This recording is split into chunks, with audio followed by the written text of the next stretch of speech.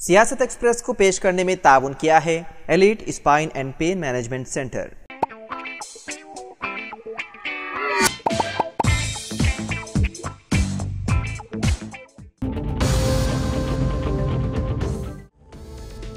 Telangana RTC ने हैदराबाद के बाद पहली मरतबा करीमनगर में आरटीसी की इलेक्ट्रिक बसों का आगाज किया। वजीर ट्रांसपोर्ट पूनम प्रभाकर ने आरटीसी के मैनेजिंग डायरेक्टर वीसी सज्जनार के साथ मिलकर करीमनगर के अम्बेडकर स्टेडियम में 33 इलेक्ट्रिक बसों को झंडी दिखाकर रवाना किया। इस मौके पर पूनम प्रभाकर ने कहा कि आरटीसी ने सबसे पहले हैदराबाद शहर में इलेक्ट्रिक बसों को शुरू किया था, अब करीमनगर में भी इलेक्ट्रिक बसों को शुरू किया गया है। बाद में रियासत के दीगर शहरों में भी उन बसों को शुरू किया जाएगा। उन्होंने कहा कि करीमनगर में 70 इलेक्ट्रिक बसों को मंजूर किया गया है, उनमें आज 33 बसों का इफ्तिताह किया गया। बहुत जल्द मजीद 37 बसों को मुतारिफ किया जाएगा।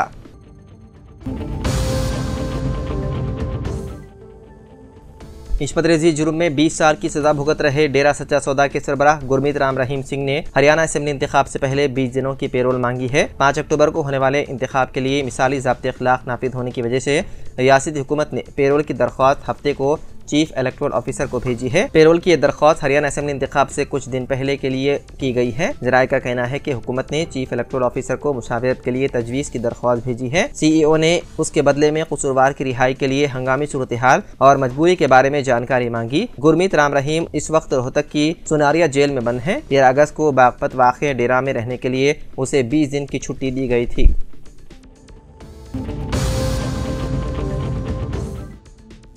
फैमिली डिजिटल कार्ड्स का 3 अक्टूबर से सर्वे, रेवंत रेड्डी का ऐलान। वज़ीर आला रेवंत रेड्डी ने ओहदेदारों को हिदायत दी है कि वो रियासत तेलंगाना भर में 3 अक्टूबर से तजुर्बाती आसास पर फैमिली डिजिटल कार्ड्स की जराई की बाबत मुतालिया शुरू करें। रियासत के 119 असेंबली हल्के जात में हर एक असेंबली हल्के से मवादियात के 2 वार्ड्स और शहरी इलाकों के 2 डिवीजन्स की निशानदही करें। निशानदही करदा खानदानों के दस्तियाब रिकॉर्ड के डाटा और फैमिली डिजिटल कार्ड्स की तफसीलात की असास पर ओहदेदारों को घर घर स्टडी करनी चाहिए और ये स्टडी यानी कि मुताले का अमल मुंतखब इलाकों में ही होना चाहिए। इस सर्वे की निगरानी रूरल असेंबली हल्के में आरडीओ रैंक के ओहदेदार को करनी चाहिए, जबकि शहरी असेंबली हल्के जात में सर्वे की निगरानी म्यूनिसिपल जोनल कमिश्नर रैंक के ओहदेदार करेंगे। रेवंत रेड्डी ने चीफ सेक्रेटरी शांति कुमारी से कहा कि वो स्टडी के लिए उन सीनियर ओहदेदारों का तकर्रुर करें जिन्हें हालिया तबाहकुन सैलाब में सुपरवाइजर्स के तौर पर तैनात किया गया है।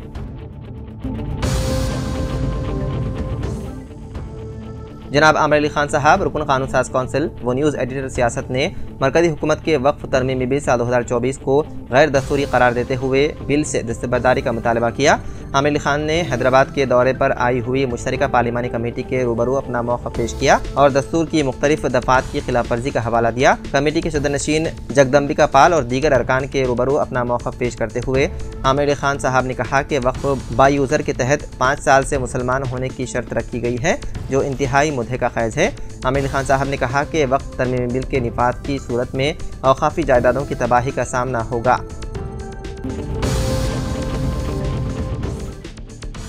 मारूफ दलित तेलुगु मुसन्निफ़ा बी विजया भारती, जो ज्योतिराव फुले की ज़िंदगी की तारीख़ का तेलुगु में तर्जुमा करने वाली पहली खातून थी, हफ्ते के रोज़ सुबह 6 बजे इंतकाल कर गई।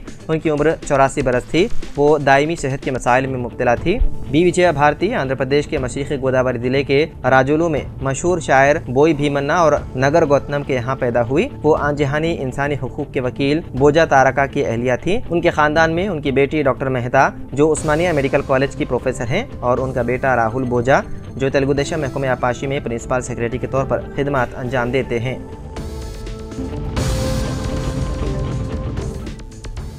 All India Muslim women's association की वक्फ तरमीमी बिल की पार्लिमानी कमेटी से नुमाइंदगी। All India Muslim women's association की जानिब से हैदराबाद में वक्फ तरमीमी बिल पर पार्लिमानी कमेटी से पेश की गई नुमाइंदगियों में बताया गया है कि यह तंजीम वक्फ तरमीमी बिल साल 2024 की सख्त मुखालिफत करती है, क्योंकि इससे हमारे दस्तूरी हुकूक की खिलाफ वर्जी होती है। डॉक्टर अस्मा जहरा, सदर all India Muslim women's association ने अपने एक बयान में बताया कि कमेटी को पेश की गई नुमाइंदगी में बताया गया है कि मुल्क के शहरियों की हैसियत से हमें हमारी मजहबी जायदादों जैसे मसाजिद, ईदगाह, मदारिस और कब्रिस्तानों की देखभाल का हक हासिल है। गरीबों की मदद और मुस्लिम बरादरी की ख़वातीन को बाइख्तियार बनाने की आड़ में हिंदुस्तान भर की वक्फ जायदादों पर कब्जा करके उसका कंट्रोल हासिल करने की कोशिश की जा रही है। हिंदुस्तानी मुसलमानों का वाहिद मुतालबा यही है कि वक्फ एक्ट 1995 और साल 2024 को बहाल किया जाए।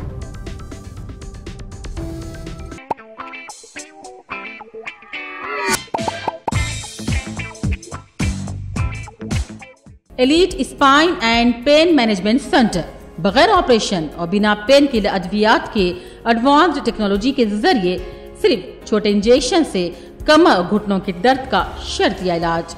डॉक्टर प्रकाश गुड़ीपुड़ी और doctor Mohan Irva interventional pain physician जैसे तजुर्बेकार डॉक्टर्स 25,000 से भी ज्यादा मरीजों का कामयाब व इत्मीनान बख्श इलाज।